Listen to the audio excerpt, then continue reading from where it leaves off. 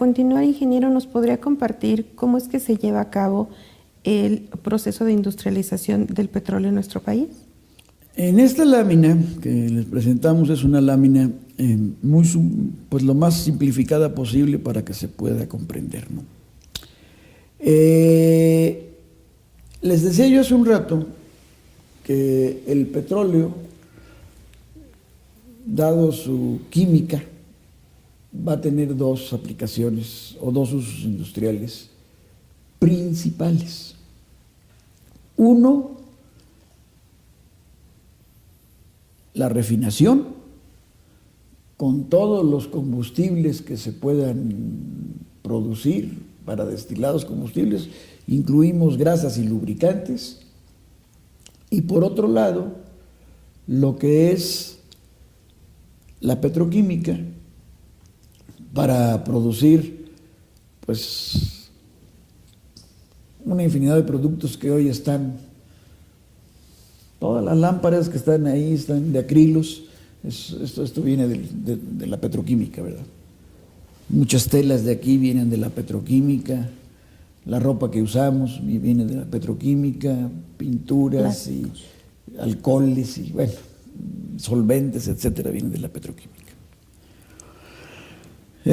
Primero, en esta lámina podemos apreciar que tenemos representadas, aquí están en forma de plataformas, pero pueden ser en forma de pozos de yacimientos terrestres o marinos, y es la parte en donde se están ya los pozos perforados, está saliendo crudo, gas, agua. Y estos, por una serie de tubos, los cuales se van sumando a un tubo más grande, o sea, van tomando mayores diámetros porque van sumando cada vez más tubos, que donde viene el crudo, llegan a las baterías de separación. Y estas baterías de separación se van a encargar principalmente de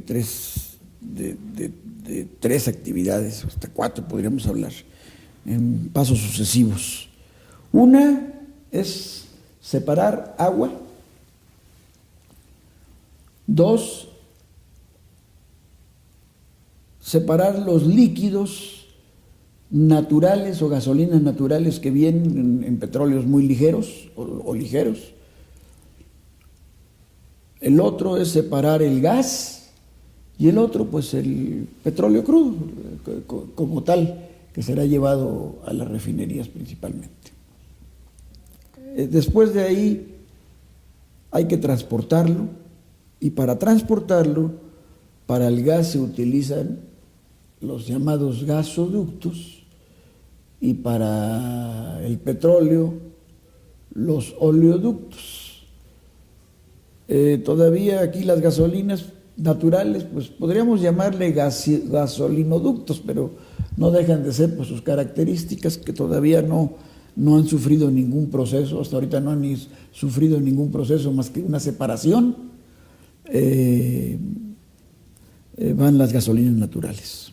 Bueno, lo que viene siendo el gas y las gasolinas naturales, por lo general van a los complejos petroquímicos que antes le llamábamos nosotros petroquímica básica. Hoy Petróleos Mexicanos los tiene como los complejos de gas y petroquímica. ¿Qué hacen estos complejos? Quitar el azufre y se obtiene azufre, se vende el azufre como tal. Separar el metano, el etano, el propano, el butano y obtener más gasolinas naturales. Esas gasolinas naturales se mezclan con las otras gasolinas que ya hemos obtenido y se van a meter a plantas que les conocemos como hidrodesulfuradoras de gasolina, precisamente también para quitarles el azufre, lo que conocemos como gasolinas amargas. Entonces, el metano, ya sin azufre, ya toma características comerciales. Y entonces se manda a los gasoductos. Este metano se distribuye a través de nuestros gasoductos, pues, en el país, y se utiliza, pues, por ejemplo, Comisión Federal de Electricidad para sus plantas termoeléctricas o para sus plantas de ciclo combinado como un medio combustible. Hoy en día también se distribuye en las ciudades para que lo quememos en nuestras casas. Y también se le entrega, pues, a toda la industria que lo requiera, ¿no? Hay muchísimas industrias de fundición, las cuales requieren gas para producir, o que ellos tienen sus propios sistemas de producción de vapor y todo, para producir vapor y todo, se vende. Pero este gas metano tiene otras gracias. Es base de petroquímica para producir amoníaco, a los complejos de amoníaco, o para producir metanol, que es alcohol metílico. Esos son los principales usos que le damos a él. Luego el etano se va a mandar a los complejos para producir etileno, después hablaremos de ello. El propano y el butano se mezclan y se venden como lo que conocemos gas licuado. Y también hay los LPG ductos o gaseoductos, pero son para transportar gas licuado como mezcla LPG. Eso es lo que se hace. Ahora, también el propano y el butano pueden mandarse en forma independiente a complejos petroquímicos, y a partir de él se produce butileno, butadieno y un sinnúmero de productos, o propileno, isopropileno. Todos esos son productos que sirven para otras situaciones industriales, como refrigerantes y un montón de situaciones así. Pero lo dejamos ahí. Esos son lo que hace principalmente los complejos de petroquímica básica, gas y petroquímica. Entre ellos encontramos Cactus, Nuevo Pemex, Ciudad Pemex, Matapionchi, allá en Reynosa, encontramos ese tipo en la cuenca de Burgos, ese es donde, y algunos que todavía restan en Poza Rica. La otra línea es la línea de exportación, transporte de crudo. Se manda a las terminales marítimas. En las terminales marítimas, pues eso ya sea para exportarlo, ¿cuáles tenemos? En el caso de México, Salina Cruz, tenemos Tuxpan, tenemos Tampico, tenemos Pajaritos, tenemos Dos Bocas. Nos mencionó que son dos grandes rubros los que se tienen, lo que es la refinación y lo que es petroquímica. En petroquímica creo que el comentario que acaba de formularnos es muy completo. Hablando de los procesos de refinación, ¿qué se obtiene de ellos? De los procesos de refinación, pues principalmente lo que vamos a obtener son combustibles, y vamos a obtener grasas y lubricantes. Esos son el objetivo de los procesos de refinación. ¿Qué obtenemos en una refinería en términos generales? Bueno, también ahí obtenemos metano, pero el metano que se obtiene normalmente es utilizado como consumo propio. Se pudiera obtener etano, pues el etano también se quema. Digo, en este caso el metano y el etano se queman, ¿no? Pero lo que sí se obtiene es propano, butano, y se produce gas licuado, que eso se saca de las refinerías. Y también, evidentemente, se obtienen gasolinas, se obtiene diésel, se obtiene turbocina, que es la que se utiliza para los aviones, y más después estamos obteniendo asfaltos, estamos obteniendo coque y todas las gasolinas que conocemos, principalmente. ¿Qué es la reconfiguración y para qué se hace? Todas las refinerías fueron diseñadas para trabajar con los crudos ligeros preferentemente, o una mezcla más ligera. Así fueron diseñadas todas las refinerías. Sin embargo, hoy, pues si comparamos las reservas que tenemos de los diferentes tipos de petróleos, de grados API que tenemos en nuestros crudos, nos damos cuenta que los que predominan son los crudos medianos, pesados y poco ligero. Entonces ahora son los crudos que se necesitan llevar a las refinerías para que éstas los procesen. Estas refinerías no fueron diseñadas en el origen para procesar ese tipo de crudos. Entonces, ¿qué se necesitan? Adecuarlas, modificarlas para que puedan procesar estos crudos. Y se hacen las reconfiguraciones, en donde las plantas existentes se modifican, algunas de ellas, para poder, principalmente la planta atmosférica, algunos casos, en los casos de vacío, para poder aumentar la temperatura y poder manejar crudos más pesados. Y otras plantas complementarias, porque ahora las proporciones con las que están cortando las cosas ya no van a ser iguales, y sobre todo las plantas de coque. Al incluir las plantas de coque lo que van a hacer es, se van a lograr obtener más gasóleos que son convertidos en las refinerías, en las plantas catalíticas de las refinerías, y todo eso en conjunto es lo que se lleva a cabo una reconfiguración. Pero en síntesis, la reconfiguración va dirigida para poder procesar crudos más pesados a como las refinerías originalmente fueron diseñadas. ¿Qué es lo que tenemos que entender por combustibles limpios? Aquí sabemos bien que México ha sido partícipe de grandes reuniones a escala internacional de la situación para ver las cosas del medio ambiente, ¿no? El calentamiento global. Uno es Kioto y pues recientemente estamos en los acuerdos de París, en ambos. En estos, dentro de los análisis de las causas del calentamiento global, son los gases que se conocen como gases de efecto invernadero.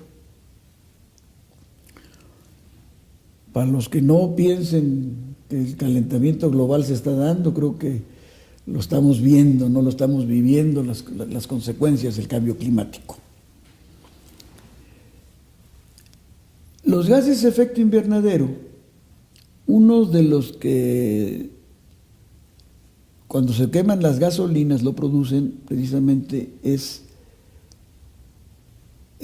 la cantidad de azufre que va en las gasolinas.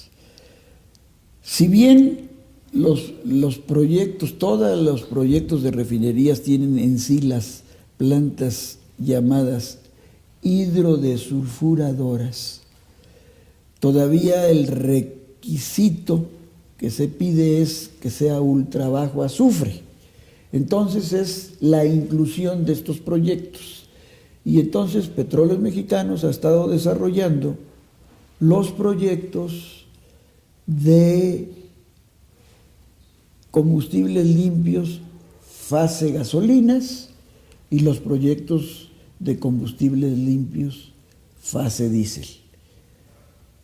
Desafortunadamente, si bien es muy necesario hacer estos proyectos para cumplir estos compromisos, se requieren inversiones cuantiosas, las cuales, desde el punto de vista económico de cualquier refinería, no son rentables, porque requiero inversión, pero esa inversión no me implica que yo voy a poder tener un ingreso mayor por esa inversión que estoy realizando, porque prácticamente mi capacidad sigue siendo la misma. Hay algunas formas de estudios financieros que lo que hacen es, el estudio financiero lo hacen en función de cuánto dejaría yo de pagar en multas, pero la realidad, pues es por eso que tenemos tanto problema, no nada más ahí, sino por empresas privadas en contaminación de aguas y todo. No quieren invertir en aspectos ecológicos. ¿Por qué? Porque les implica un costo adicional en inversión y en operación que muchas veces los deja fuera de competencia si se los quieren meter al costo de venta del producto. Ya nos refería la parte de la producción de petroquímicos. Nos gustaría saber cómo es que se encuentra este tema de la producción de petroquímicos actualmente. Quiero retomar lo que hace un rato había yo dicho, que a partir de las perspectivas económicas que se tomaron,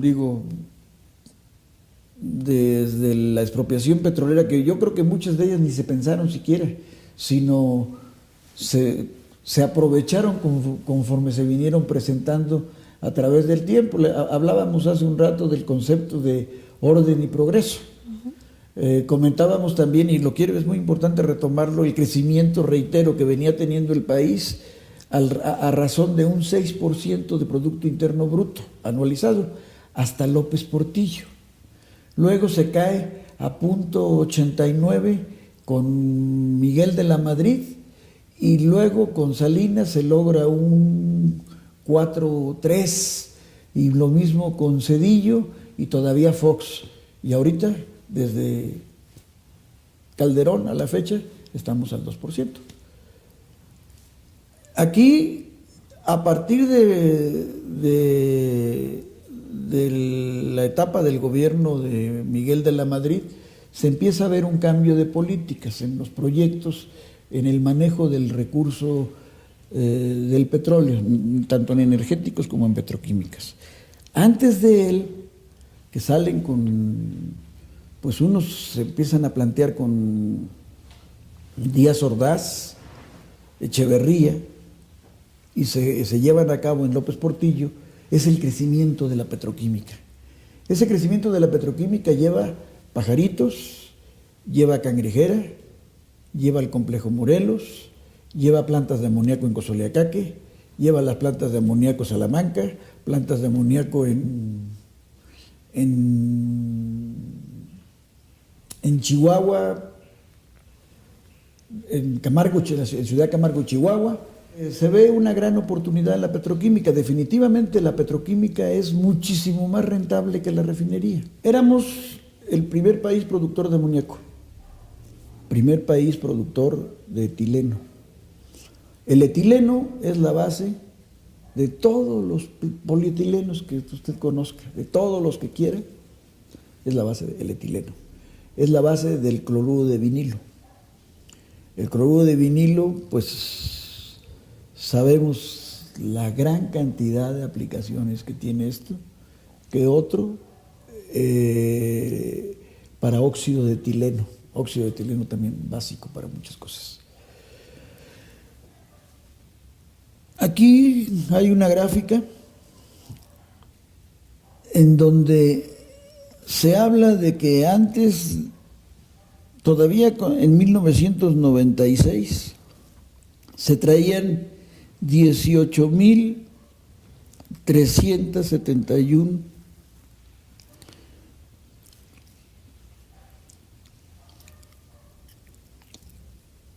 toneladas anuales de productos petroquímicos. en el 96.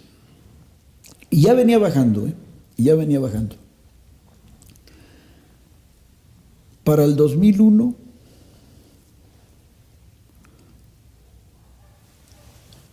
andábamos en 5,000. Se dejó caer esa industria. Estos son datos obtenidos de Petróleo Mexicano, vamos, de su memoria de labores.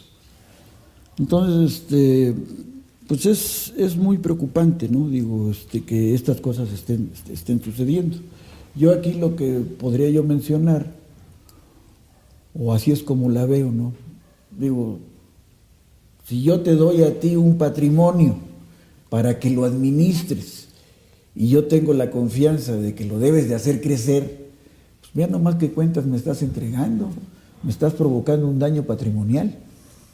Pero bueno, así es como están las cosas para el caso de la petroquímica. Y ahora abordaremos preguntas de interés general para concluir con nuestra presentación. Una pregunta actual, ingeniero, que nos han dado a conocer medios de comunicación y frecuentemente en medios masivos, nacionales e internacionales. ¿Por qué explotan los ductos de Pemex? Son muchos factores, pero a fin de cuentas, ¿qué factores pueden ser? No debemos de perder de vista que cualquier proyecto, y ya tiene muchísimos años, que antes de que se construya, son analizadas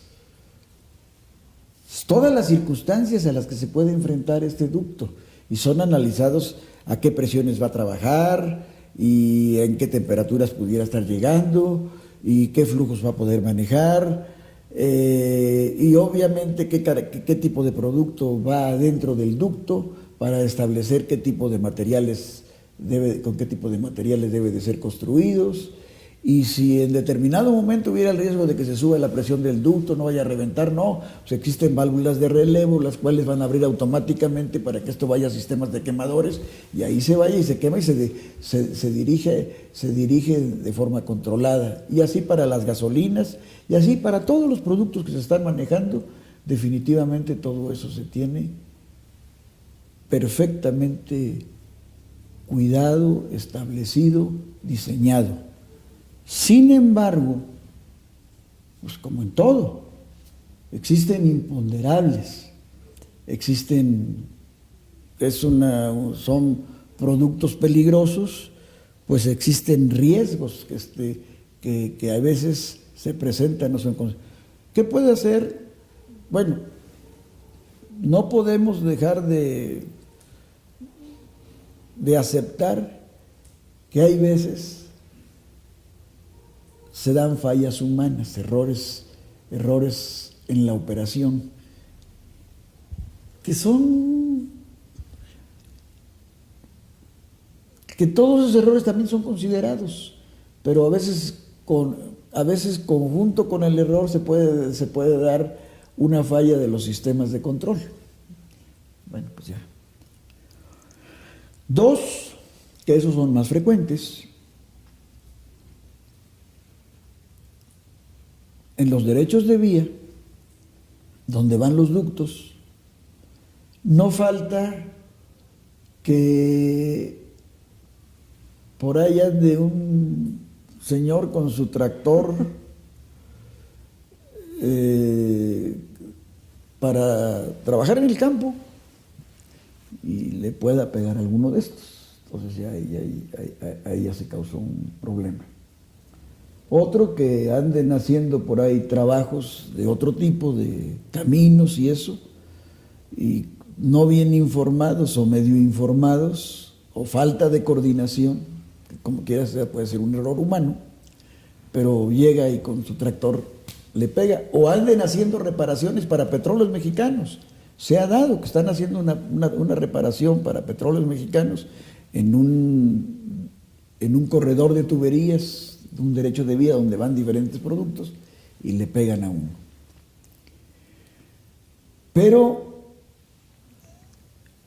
hay una cosa que sí es preocupante, que también no perdamos de vista que los ductos de Petróleos Mexicanos son ductos que muchos de ellos datan de 40 años o más, otros no. Entonces, aquí sí puede acusar a veces falta de mantenimiento. Los presupuestos para mantenimiento se han visto disminuidos. Continuando con esta parte de los ductos y vigilancia que nos dice que tiene, en este caso, Petróleos Mexicanos, yo he escuchado hablar de un sistema que se llama SCADA. Nos gustaría que nos compartiera qué es este sistema y cómo es que funciona. En sí, el sistema del SCADA viene siendo un sistema de control llamémosle de control de inventarios, de flujos, de todo. ¿Qué hace el sistema SCADA? El sistema SCADA es un sistema que, ya sea por medio de transmisión, de redes de transmisión inalámbrica, ellos tienen mediciones al momento de lo que está saliendo de una casa de bombas, por decirle, o de una refinería hacia otro determinado lugar, o en otro lugar la cantidad que están recibiendo. Entonces va comparando si efectivamente se está enviando y recibiendo los mismos datos. Asimismo se sabe cuánto está llegando a tanques de almacenamiento, esferas de almacenamiento, o todos los medios de almacenamiento que se recurren. Digo, así pueden saber, si estamos hablando de crudo que se va a exportar, pues saben perfectamente bien cuánto salió de una determinada área de pozos, cuánto llegó a la terminal, cuánto mandaron para refinería. O sea, se está haciendo un control prácticamente de inventarios en toda la infraestructura de Petróleos Mexicanos, donde son necesarios transportar a través de ductos de un lado para otro. Eso es principalmente el sistema SCADA. Reitero, es un sistema dicho muy simple, pero es muy sofisticado. Digo, se utiliza computadoras, utiliza bases de datos, sistemas de registro. Hay que adecuar todos los instrumentos pues, para las características del fluido que van a manejar, la infraestructura que se requiere dentro de un solo lugar. Petroquímica y refinación. Bueno, Nos había mencionado anteriormente en una gráfica que nos había pasado que estaba decreciendo, pero ya hablando de los dos rubros, ¿qué es lo que refleja nuestro país en este momento? Definitivamente la petroquímica en México se ha abandonado. Se ha abandonado desde la visión del Estado. El desarrollo de la capacidad instalada de la refinación, ¿cuál sería entonces? Bueno, en estas gráficas, con información, reitero, obtenida de Petróleos Mexicanos, se observa que tomamos aquí a partir de la expropiación petrolera. Ahí, cuando se expropió la industria petrolera en México, pues evidentemente se expropiaron refinerías que ya existían, rústicas, rudimentarias, pero en aquel entonces seguramente eran de última generación, ¿verdad? O de generación muy reciente. Entonces, si observamos en esta gráfica, pues la refinación en México, llegamos a alcanzar en el año de 1993 hasta 1.711.000 barriles de capacidad instalada. Si observamos todavía de 1985 a 1991, que es cuando tenemos 1.711.000, pues se crece de 1.367.000 a 1.712.000. Pero ¿por qué es ese crecimiento? Porque es la inercia que se traía desde el gobierno de López Portillo, de los proyectos que desde entonces se habían estado desarrollando. Se estaban arrancando el Tren 2 de Salina Cruz y el Tren 2 de Tula principalmente, que le llevaron. Pero además se habían hecho inversiones en Poza Rica para aumentar capacidad en algunos procesos de refinación que se tienen en Poza Rica. Todo eso nos lleva ahí, pero exactamente en ese año se decide cerrar la refinería de Azcapotzalco. Y entonces vemos que para 1995, pues ya se nos cayeron en el orden de 200,000 barriles de capacidad instalada. Y esa se mantiene, ya no vemos que crezca hasta la fecha. ¿Qué quiere decir? Pues es evidente que ya no se hizo ningún intento, ninguna inversión para tener capacidad instalada. Lo preocupante es obvio, que conforme va creciendo el país, la demanda de gasolinas va aumentando. Pues a tener una demanda mayor, obligados a importar. Y cada vez las importaciones han venido aumentando. Pero no porque no sepamos, sino porque no quisimos. Ahora, aquí estoy hablando de la capacidad instalada de Petróleos Mexicanos en México.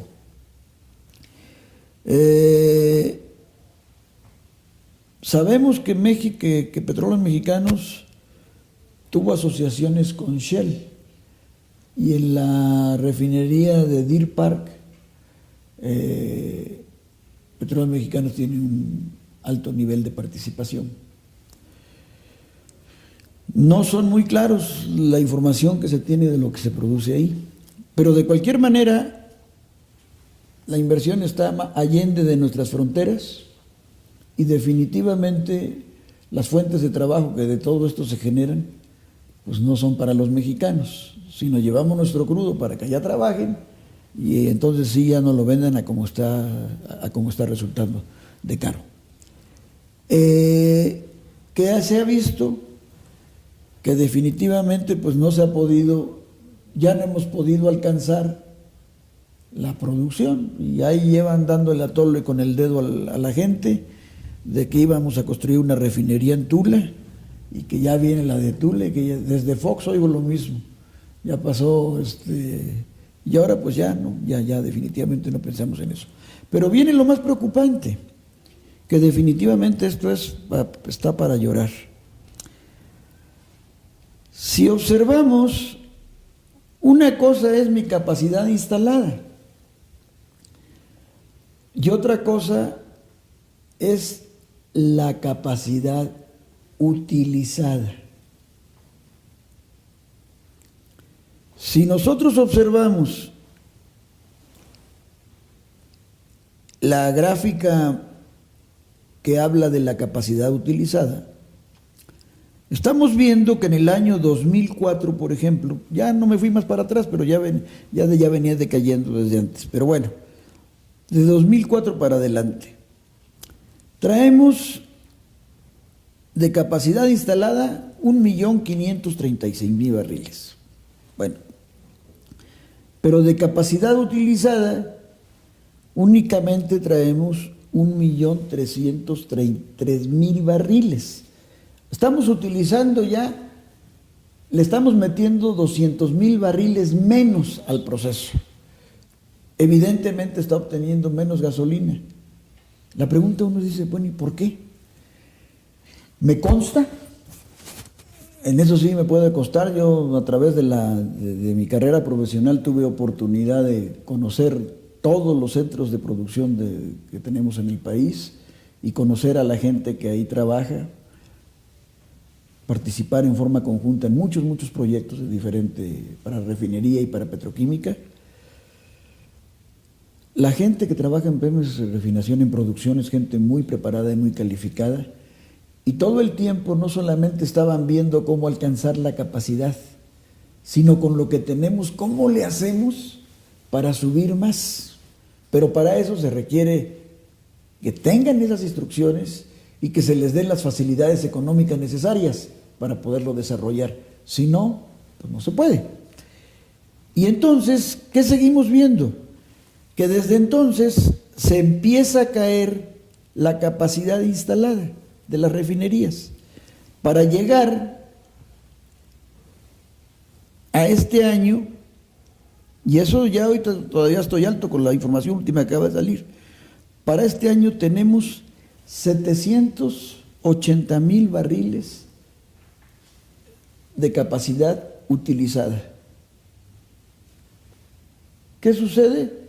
Pues estamos, cuando mucho, al 50% utilizando nuestra capacidad. ¿Por qué? Por falta de mantenimiento. Porque se decidió no darle dinero a Petróleos Mexicanos para realizar sus trabajos de mantenimiento. Entonces, de por sí, nuestro déficit en refinerías, y le adicionamos la falta de mantenimiento, nos lleva a esto. ¿Y qué nos lleva? A la necesidad de importar gasolinas. Otro de los rubros que tocó y que me pareció muy interesante fue el trabajo que se genera a partir de la industria petrolera. Estoy considerando de una forma hipotética más o menos cómo se da el ciclo de vida de un proyecto de los que se ocupan dentro de Petróleos Mexicanos o de cualquier industria que se dedique a este tipo de cosas. En el caso del ciclo de vida de un proyecto, primero va de algo que ya prácticamente no se hace en México, porque el IMP ya le quitaron todas las funciones que tenía, pero es la parte de investigación. Okay. Vamos a investigar. Aquí hay algo que puede ser de uso comercial. Vamos a investigar sobre él cómo lo podemos producir. Entonces, es la primera parte. Luego, cuando ya se encuentra cómo se puede producir, se encuentran aspectos principales que técnicamente se ve viable poderlo producir, entonces se desarrolla lo que se conoce como la ingeniería básica a partir de un concepto que se le llama plantas piloto. No voy a caer en detalle de eso. Con eso, ya que se cumple en plantas piloto, ya vi que funciona y todo, se hace lo que se conoce en ingeniería como un escalamiento. ¿Qué quiere decir escalar? A una planta de características chiquitas, donde estuve probándola y la diseñé y la tuve aquí en el laboratorio y ahí estuve viendo que todo se pudo. Ahora sí, la voy a proyectar ya a tamaños grandes.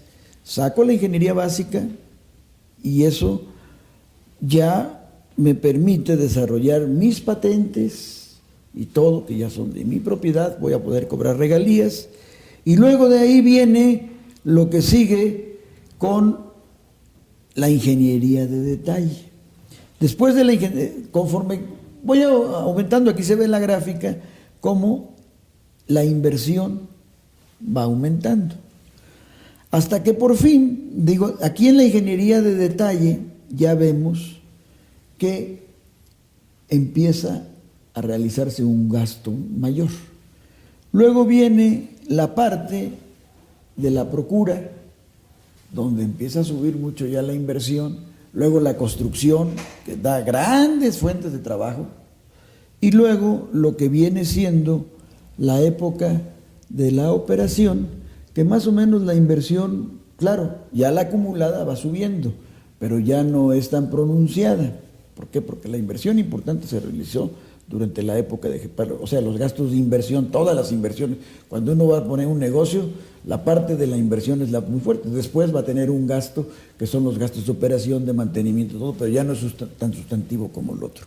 Y luego, bueno, pues llega el declive y ya también, cuando ya se abandona ese proyecto, se deja de utilizar. Entonces, ¿qué es lo que vemos? No nada más debemos de pensar en el trabajo de la gente que trabaja adentro de las instalaciones. Es una gran cantidad de gente. Debemos de pensar en el trabajo que este tipo de proyectos generan para una gran cantidad de gente. Desde un principio, técnicos, investigadores y todo. Pero luego, por ejemplo, cuando estoy en la época de la ingeniería de detalle, para hacer ingeniería de detalle yo necesito firmas de ingeniería. Pero para hacer esto, esas firmas de ingeniería necesitan contratar ingenieros mecánicos, ingenieros químicos, ingenieros civiles, ingenieros electrónicos, ingenieros de todas las ingenierías, necesitan contratar licenciados en administración, o sea, necesitan contratar un mundo de gente para poder realizar y llevar a cabo el proyecto. Todos estos, pues son gente beneficiada por el desarrollo de proyectos. Así con ello, vemos que llegamos a la época de la procura. Entonces, aquí, ¿quiénes son los beneficiados? Las mismas firmas de ingeniería siguen desarrollando ingeniería mientras se está haciendo la procura. ¿Por qué? Porque desde un principio se empiezan a determinar todas las cosas importantes que se tienen que comprar, pero no necesariamente la ingeniería ya se terminó, sigue haciéndose la ingeniería, y ahora viene la procura que le va a dar trabajo en las que le llamamos plantas productoras de bienes de capital. ¿Qué son? Los que fabrican bombas, los que fabrican tuberías, los que fabrican cables eléctricos, los que fabrican tableros eléctricos, los que fabrican transformadores, los que fabrican motores, los que fabrican instrumentos, las que se dedican a producir varilla, y así sucesivamente todo ese abanico, todo ese espectro de gente a través de este tipo de proyectos. Y por otro lado,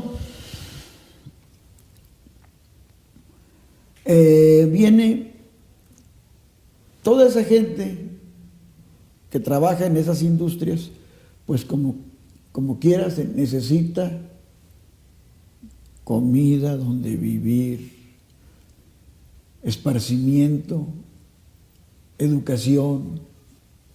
Entonces viene todo el sector económico de los servicios. ¿Qué hacía originalmente Petróleos Mexicanos? En todos los lugares donde se ponía, se provocaba un gran polo de desarrollo económico. ¿Qué está sucediendo hoy?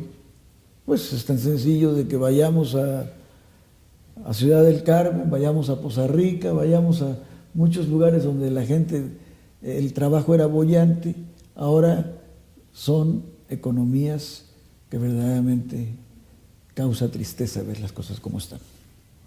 Una última pregunta que me gustaría hacerle es, ¿cuál es el costo que ha tenido la reforma energética en materia de hidrocarburos en nuestro país? Yo podría decir que tanto las políticas públicas como la corrupción han llevado a Petróleos Mexicanos en el declive en el que se encuentra. Las políticas públicas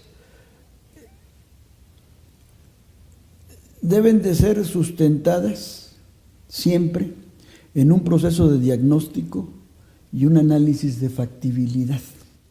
Deben de considerar la participación ciudadana en la definición de problemas y soluciones. Esa es una característica de una política pública. O sea, debe de haber un método para realizarlas. Y sobre todo, debe de hacer una atención efectiva a los problemas que se presentan y se debe de considerar a los principales afectados ante esta situación. Y todo esto, con la participación ciudadana, va a poder legitimar las políticas públicas. Pero si no pasa esto, ¿son políticas públicas? Yo digo que no.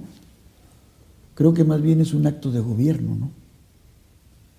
Y eso es lo que nos está pasando en México, que lo que están dándose son actos de gobierno que les llaman políticas públicas, y esas políticas públicas, más la corrupción adicional, han venido aderezando lo que viene siendo el declive, y ahí tenemos la falta de energéticos, la falta de empleos y todo lo que nos conlleva esto.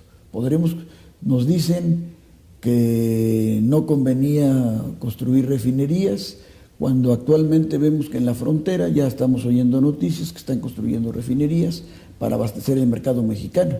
¿Y por qué no las metieron aquí? ¿Y por qué no las ponen aquí adentro? Vamos, al menos para que le den empleo a los mexicanos. No sé si a manera de conclusiones quisiera exponernos algún otro comentario. Pues esperamos que se reconsideren muchas de las cosas que están haciendo, que se busque satisfacer el mercado interno, precisamente, y satisfacer ese mercado interno sin necesidad de importar. Y creo en lo personal que si se decide, debiéramos de ser un país exportador de energéticos y de petroquímicos y no de petróleo. Agradecemos al ingeniero Álvaro Urrutia su participación en este programa, a quienes nos ven el favor de su atención, a nuestros colaboradores el esfuerzo realizado en el presente, y nos pueden consultar en nuestro canal de YouTube o escribirnos en nuestras redes sociales. Gracias, hasta la próxima.